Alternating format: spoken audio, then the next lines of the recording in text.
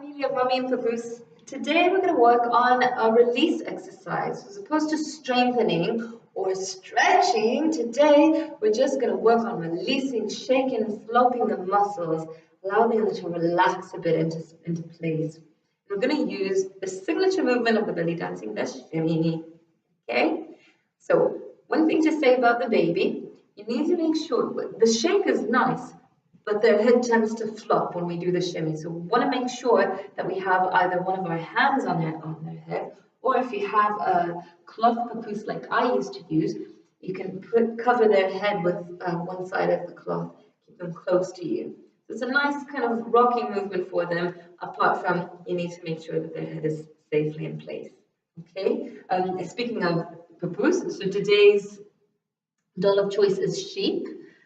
I think you're starting to see that my children have way too many stuffed animals, but hey, keeps things interesting for us every time we have a different spectator. Let's go ahead and start the shimmy. What we want to do is we're going to stand with our feet hip width apart, and then we're going to bend our knees. Okay, so it's like sitting high on a bar chair that you're leaning on. Okay, and then what we're going to do is we're going to bend one knee more than the other, and then change and change and change. From the profile, this is what it looks like. Okay, so I'm not with my knees straight, and I'm not bending too low down. That's unnecessarily painful. Okay, what we want to do is just bend them comfortably, and then one knee bends more than the other, and change and change and change. Notice I'm not going in and out. I'm just going from side to side. Okay, so we continue the movement when I'm facing you. What we do now is just make it faster and faster.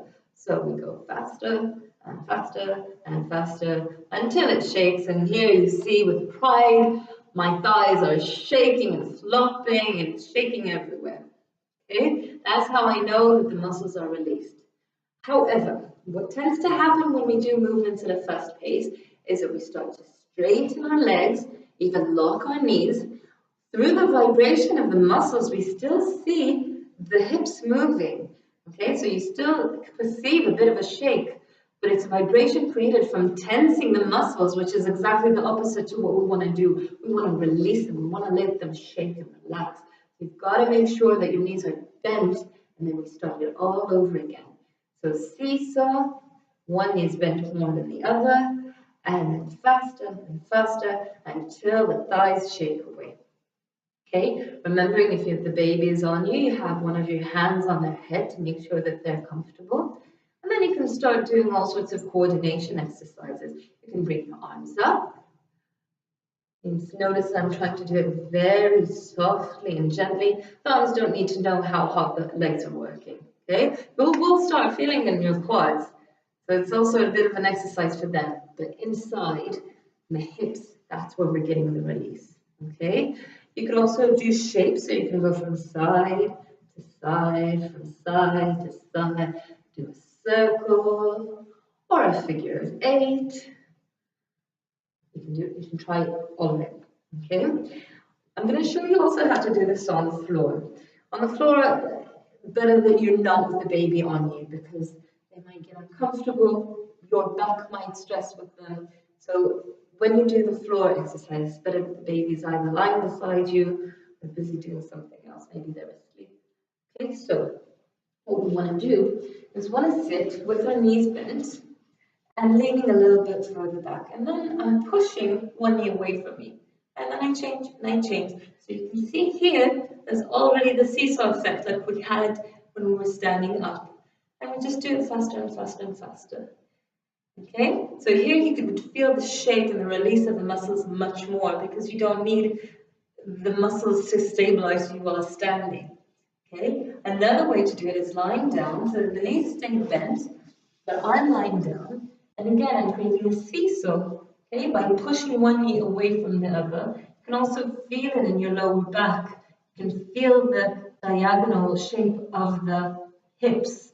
Okay. And you go faster and faster and faster and faster and faster.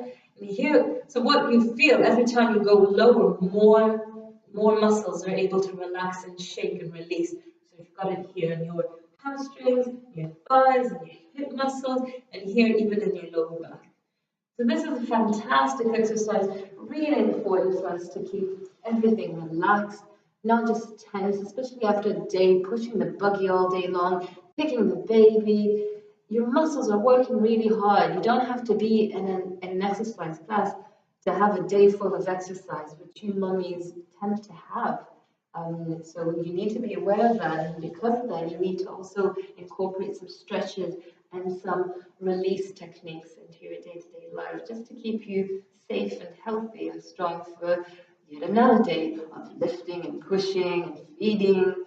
Okay, it's endless and it goes on for a lifetime, but it's wonderful because our kids are wonderful. Okay, so give it a go. Let me know if you have any questions.